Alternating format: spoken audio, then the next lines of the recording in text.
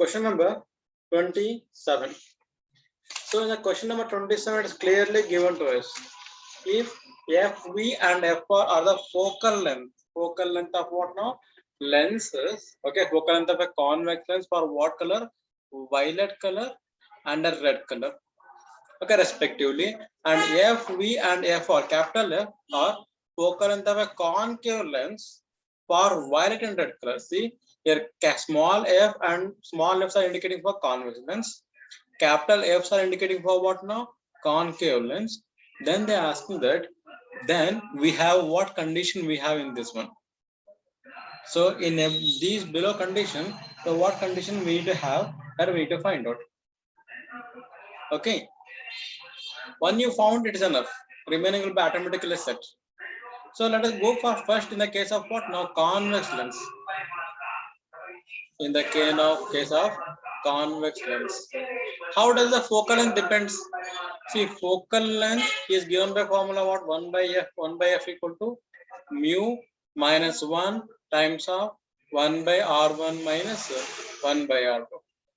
Okay, since we know this refractive index depends on wavelength, so refractive index is inversely proportional to wavelength. So now I can take 1 by f is proportional to mu minus 1, right? Then f is proportional to 1 by mu minus 1. And again this mu is there now, mu is proportional to 1 by lambda. Now look at here, they are given two colors. One is violet color and one more is red color. So if I take a violet and red, violet and red. In for which color? Highest refractive index and more. Okay, highest refractive index for violet, refractive index is highest as compared to red. So how can I remember this? If you remember the prism, okay, dispersion will occur. Okay, splitting of light will occur. Which will bend more? Violet color will bend more as compared to red color. So violet is having higher refractive index, least lambda, least wavelength. Look at here now. As refractive index of violet, if it is less, then focal length will be what now? More, right? Inversely proportional, right?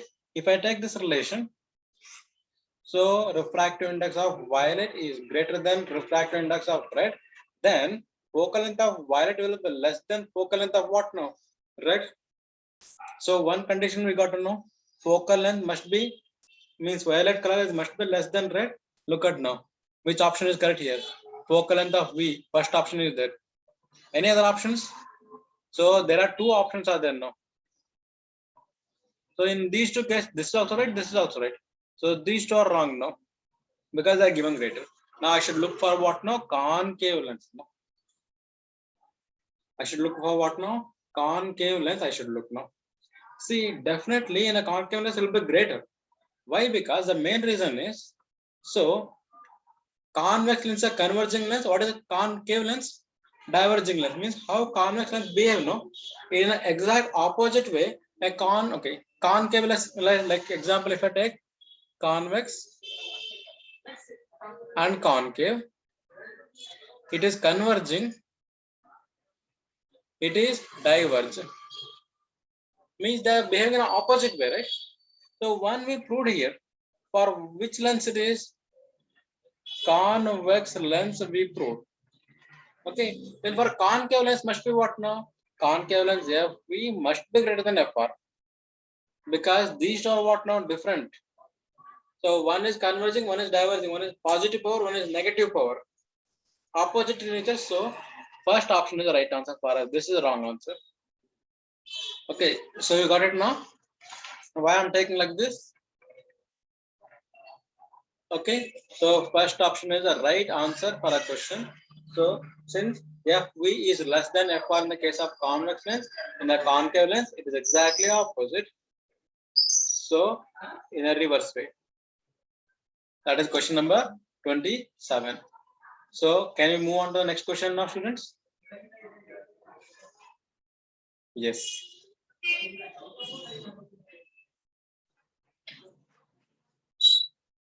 Look at this question now. The question is asking us, a ray of light from the denser medium strike a rarer medium at an angle of incidence size. So this is a denser medium. This is rarer medium as of now in the given question. Okay, rarer medium. So this is going to strike at an angle of I. It is given to us. The reflected ray and refracted. Look at here, reflected and refracted. Make an angle of 90 degree. Means angle between these two is how much now? 90 degree. Angle between these two light rays 90 degree. The angle of refraction, okay, angle of reflection and refraction, R and R dash is given to us. Then the critical angle we need to find it. So usually, what is critical angle? What is the formula for critical angle? So we take like this. Light ray is going to move from denser medium to rarer medium, so that the angle of emergence means angle of reflection will be 90 degree. Not reflection, refraction will be 90 degree. So then this angle is what is the critical angle. See, then what is the relation? We get n relation 1 by sine c. So this is the relation we get. Critical angle n or mu we use.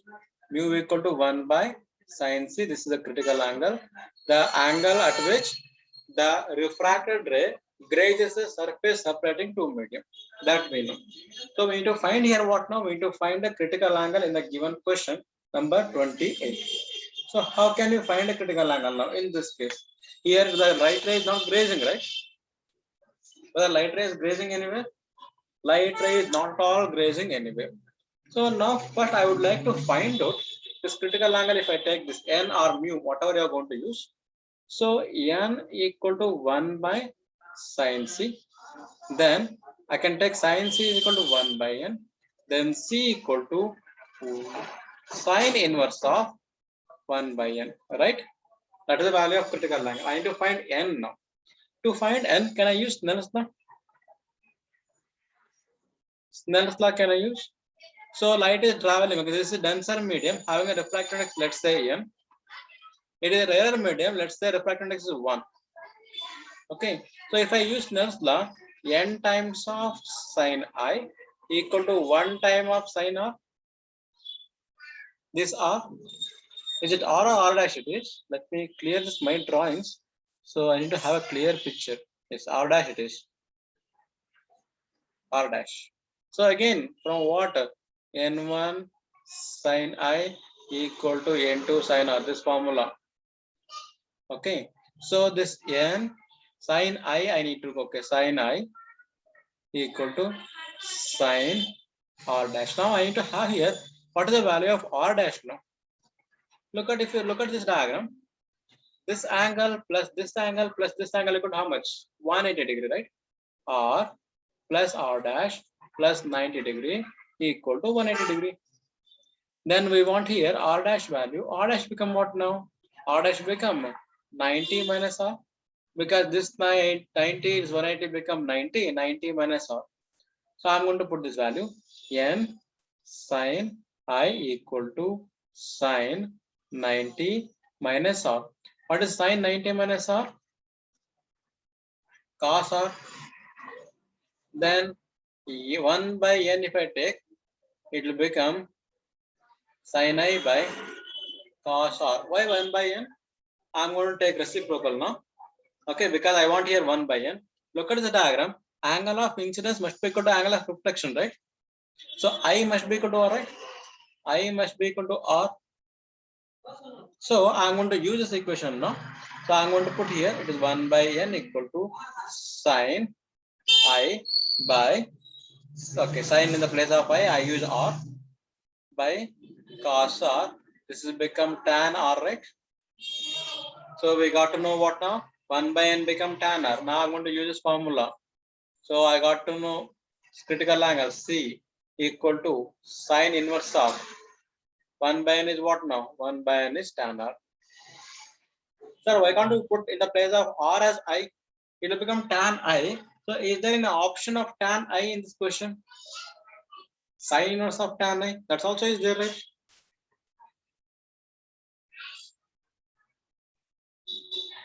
Yes, sir. That's option also is there, right? So as of now, this answer we got, that is the first answer, right answer. In the place of I, okay, what I put here, R I have put, like by taking. So this I have made R. If I use this, it will become 1 by n equal to, in this place, in this equation, if I use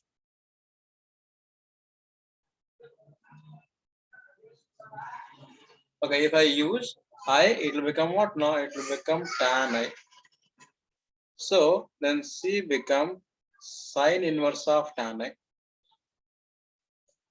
Sine inverse of tan I. This is also possible. Any one option in these two, A or B. Because there is no rule that we need to use always I or. So you can even have that one also, right? So that let us read one more time. The question is,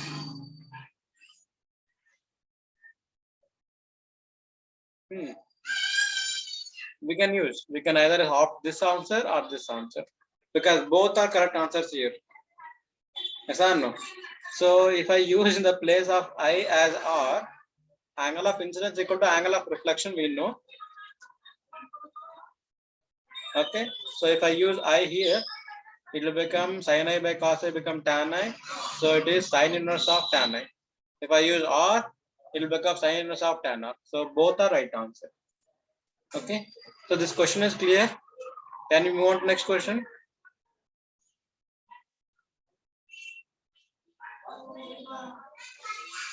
So I'm audible, right, all of you, and the screen is visible, right, clearly.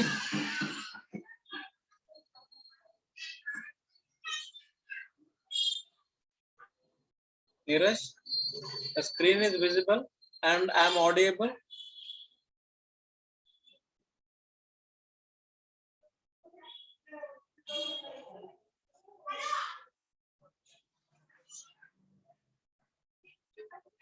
Respond to me. Okay. Yes, sir. Okay, then not an issue. Let us move for next question now. Question number 29. What is question number 29? One face of a rectangular glass plate, 6 centimeter thick. Okay, is silver. So there is a glass slab is there. Okay, so it is of thickness of 6 centimeter. Its one face is going to be silver. An object is held 8 centimeter in front of the first face, forms an image 12 centimeter behind it. Okay, behind the silvered face, then the refracted index they ask. If I draw a simple diagram, there is here a glass slab. Okay, one face is silvered, right? So I'm going to silver the bottom surface. I'm going to silver what now? Bottom surface. Its thickness is how much now? Its thickness is 6 centimeter that is given to us. An object held 8 centimeter in front of the first face. Okay, so there is somewhere here, let us say object. Okay, it is how much distance apart it is from here to here? It is of 8 centimeter. It is going to form an image behind the silver surface where it is 12 centimeter behind, right? Somewhere here, image is going to form. So this is how much distance now? It is 12 centimeter distance now. That is given to us. Now they are asking refractive index. Here I want to tell you one more thing. That is a normal shift will be there here. Normal shift will be there. So let us give a small idea related to this normal shift. Then if I solve the question, it will be good for you. So normal shift means what now? So if I take a glass slab, okay, this is a normal line. There is here I'm going to keep an object. I'm going to keep what? An object I'm going to keep.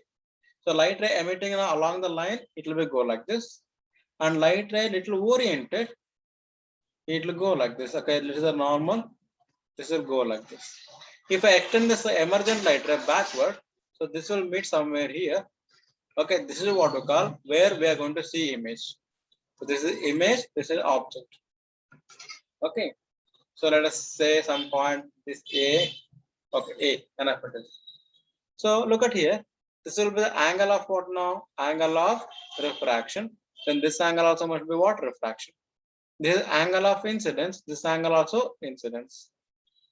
Okay, little diagram is small, but it's clear. Okay, so we got to know these things now. So now here, as it is shifted from where to where, O to I position, till here it is shifted. That what we see usually. Okay, normally shifted it is that we see now. So I want to find that shift, how much is there.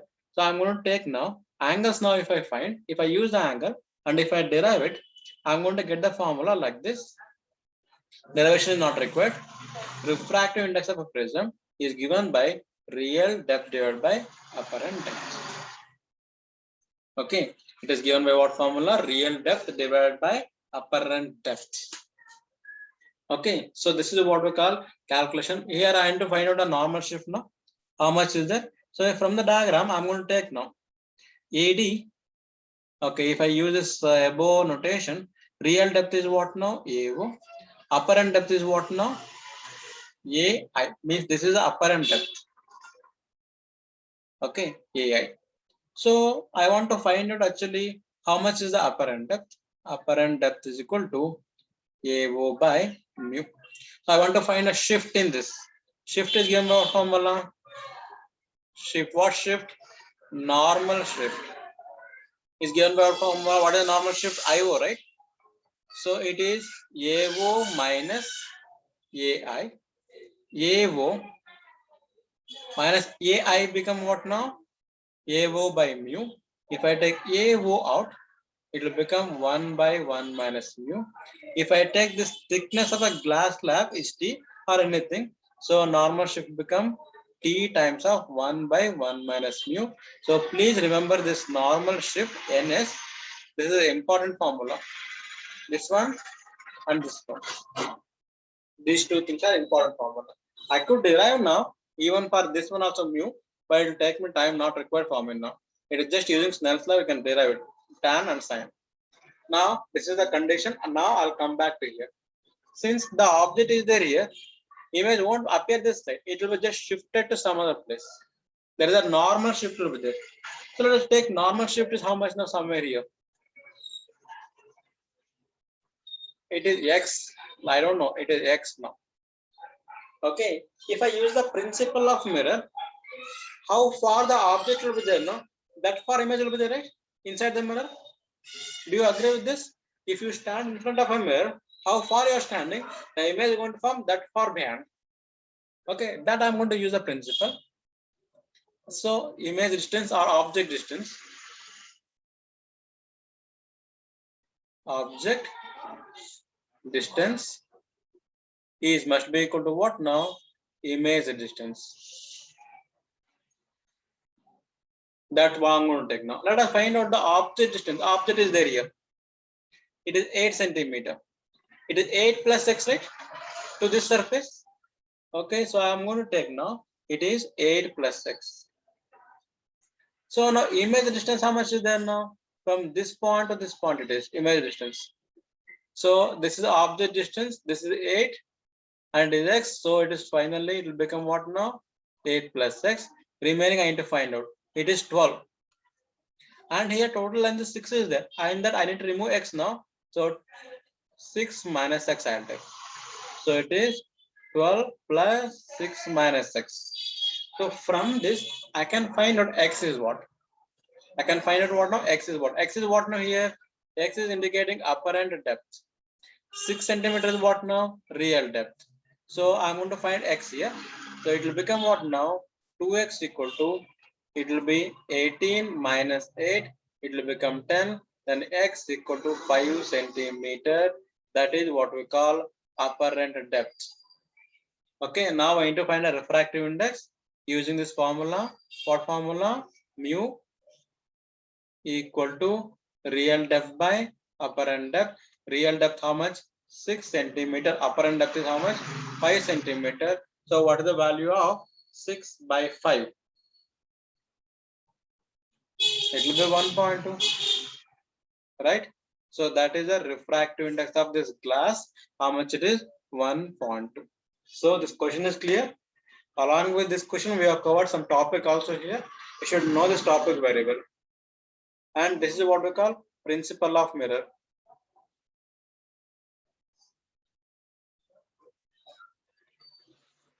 Just very simple. How far you stand in front of a mirror, no? That far behind the image is going to form. Okay, since there is a normal shift here, okay, so we have taken. So this question is clear to all of you. Let's move on to next question now. Sagar. Yes. Look at now next question. The focal length of a converging lens. Converging lens means what lens it is? Convex lens or concave lens? Convex lens measured for violet, green and red. Then the respectively are they given what now? FV, FG and FR. So these three things are given. So we will get what condition now? As I told you already, for length, it is focal length is proportional to 1 by mu minus 1, means focal length and refractive index are inversely proportional to each other. That we know. And we know that already in the case of what now? In the case of colors, different colors. So mu for violet is much more greater than what now? Much more greater than mu for red.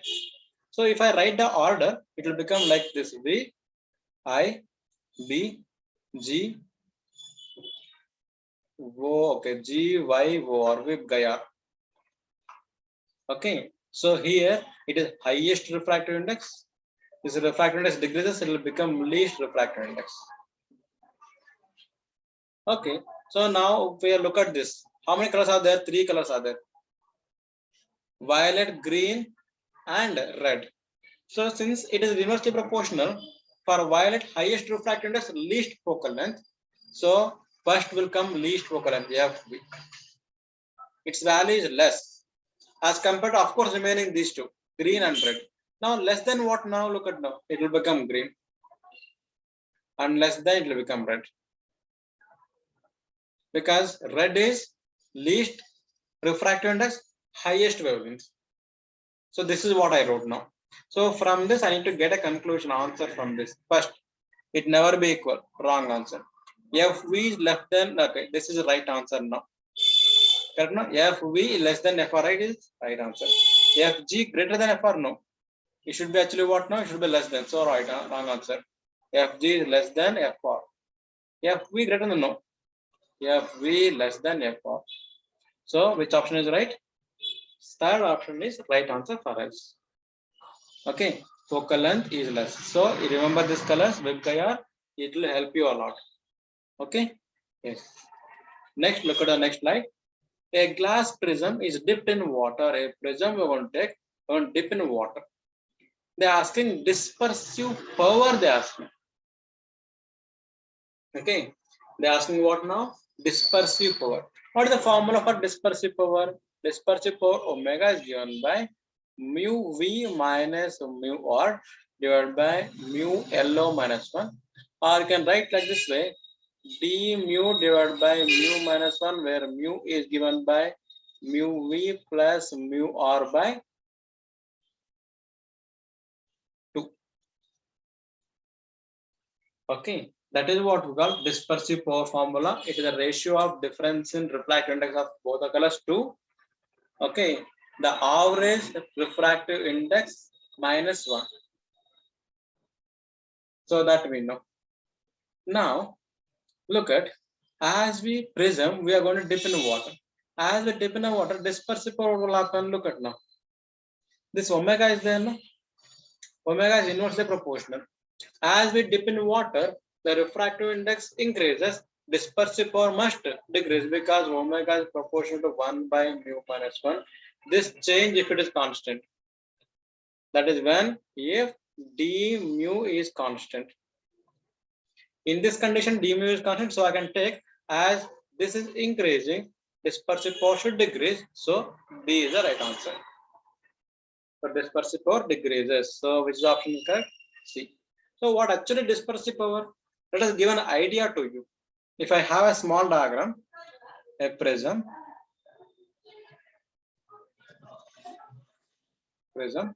like let us take now different colors. Okay, let us take a light ray incident. So we're going to split now. This is violet, this is red. Okay, if I extend this back, Okay, it is having some their own deviation, right? Okay, so I need to find angular dispersion now.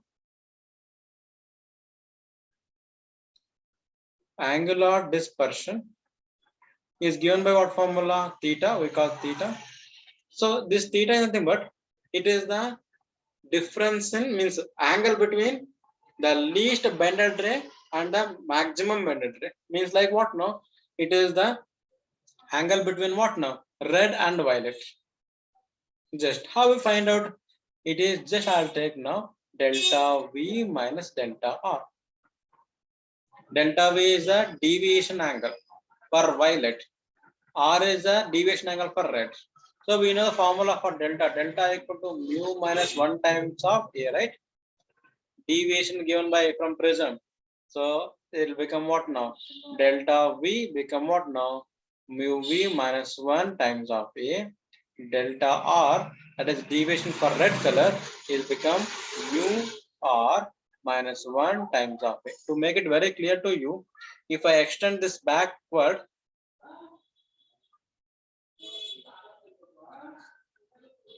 so this will become angle theta. That is theta angle between the red and violet ray. Angular dispersion, what we call. Okay, so now then dispersive power we need to find out. So dispersive power is given by.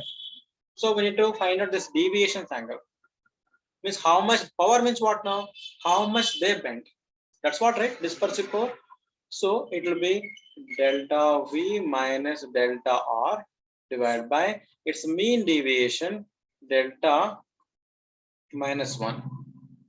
So this delta V, delta R, delta minus 1, if I'm going to simplify, and I'm going to find this answer finally as what now?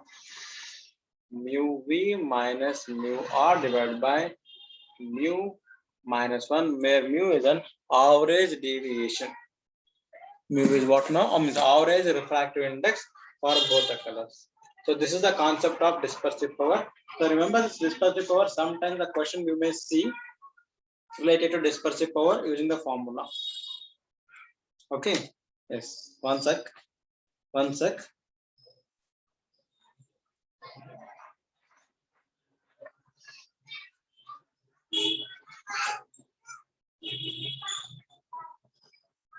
So it is just delta, not delta. It is just delta. Okay, delta it is, not delta minus 1. And if you simplify using this, putting the equations, you're going to get this one. So how? Very simple it is. Yeah.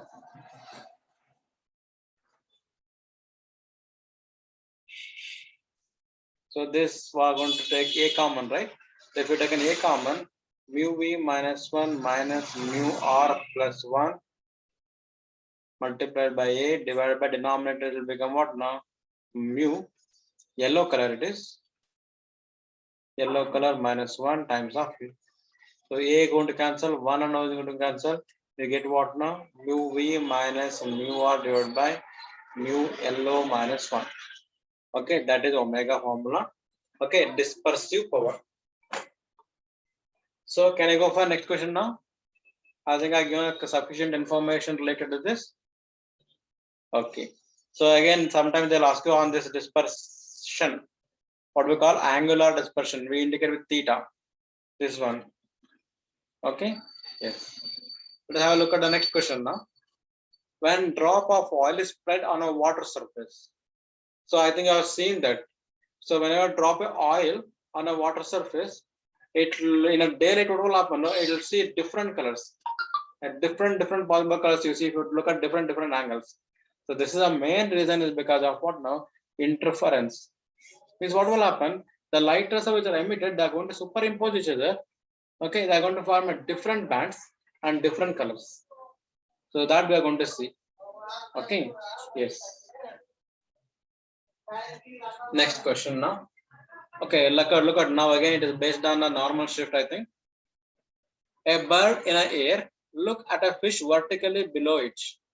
Okay, there is a bird is there in the air. Okay, I don't know, I'm not good at writing a bird diagram, but let me try to write something simple.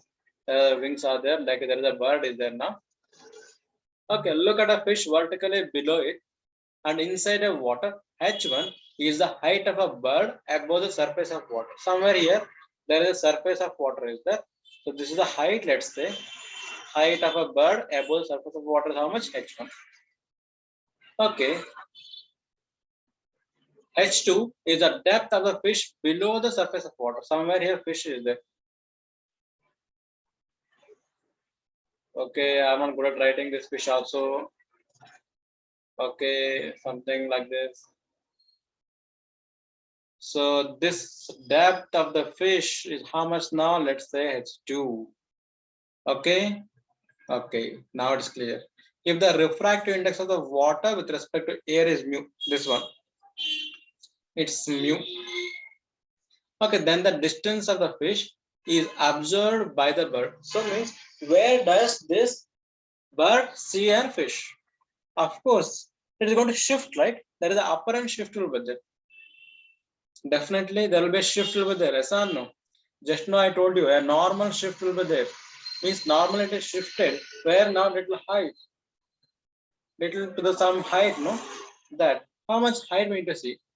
So now I need to find the shift. How much is there, no? So somewhere here it is shifted, no? So let's take name A. Image of this. It is an object, no? This shift I need to find out. What is shift formula? Normal shift.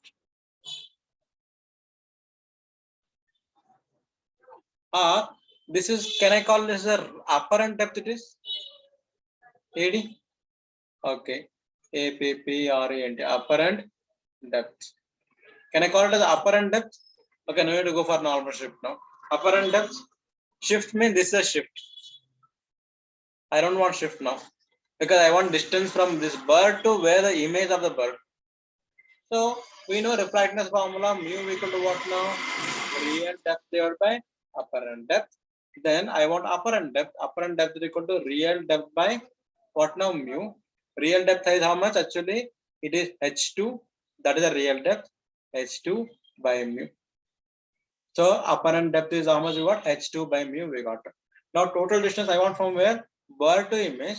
Bird to surface of water is H1. So H1 plus surface of water to the image is how much? We got apparent depth H2 by mu.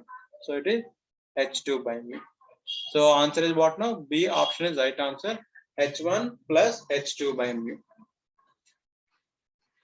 Okay. So it is because of the normal shift, the image is shifted. The bird see an image here, image of a fish, not actually fish. Bird is going to see the image of fish. But the birds are very clever. They know how to catch whenever this fish come to the surface of water. Okay. Yes. Though that is a different story now. With what velocity they will enter, with what angle they are going to enter the water surface, and how they are going to catch it. So that a different technique is there. So we'll not go for that now. So we go for next question now. I hope this question is clear to you. How we find the depth. Okay. Next question number 34. An electromagnetic radiation of frequency they are given n, wavelength is given lambda, traveling with a velocity v in air medium, enter the glass slab of refractive index mu. Okay, there is a glass slab is that is going to enter a glass slab of refractive index is how much? Mu. The frequency, wavelength, and velocity of a light in a glass slab means inside the glass slab. What is the frequency of light, wavelength of light, and velocity? See here one thing. Whenever the light even passing from one medium to other medium, frequency never change. Frequency remains same, no change. So look at the options now. In this option, frequency is changed, right? So wrong answer it is. In this option, there is a different frequency. Wrong answer. Here n is there. Here n is there. So either B or C is an option for us. Any one we need to select. Next. Now I know how the refractive index depends on wavelength. So mu is proportional to 1 by lambda, right? So if I take this one, mu 1 lambda 1 equal to mu 2 lambda 2. So in air medium, let's say lambda 1 is lambda, mu 1 is 1. In this medium, mu 2 is mu, and lambda 2 we don't know when to find out. So let's find out. It is 1 into lambda 1 is lambda equal to mu 2 is mu, and lambda 2 I need to find out. Then lambda 2 become what now? Lambda by mu. So new wavelength become what now? Lambda by mu. So here 2 lambda is given. So it is lambda by mu. So it is right option. So if I look at the velocity also same thing. Okay. So again velocity in some different medium v dash or v2 will be v by mu. How did you get this one? Again the formula. V naught n mu equal to c by v. So mu is proportional to 1 by v. That is the definition of refractive index. Okay. So this is the question number 34. So let's move on to next question now. Question number 35.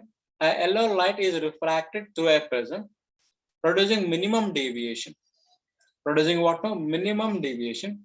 If I1, I2 denote angle of incidence, angle of emergence of the prism, then see what is the condition for minimum deviation? The angle of incidence must be equal to angle of emergence, right? So here I1 and I2 are indicating what now? Angle of incidence and angle of emergence. For minimum deviation, what should be the condition? I1 must be equal to I2. So what is the right answer now?